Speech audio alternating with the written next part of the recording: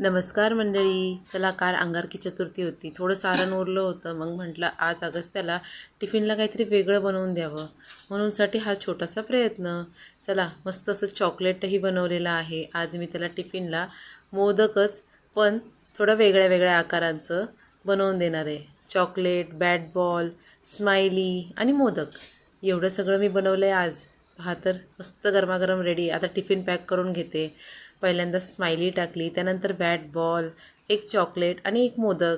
चला, टिफिन तर रेडी आहे. ॲक्च्युली अगस्त्य पूर्ण पोटभर जेवतो, त्याच्यामुळे त्याचा टिफिन असा हलका फुलकाच त्याला आवडतो. टिफिन रेडी आहे. अगस्त्य निघाला स्कूलला. अगस्त्य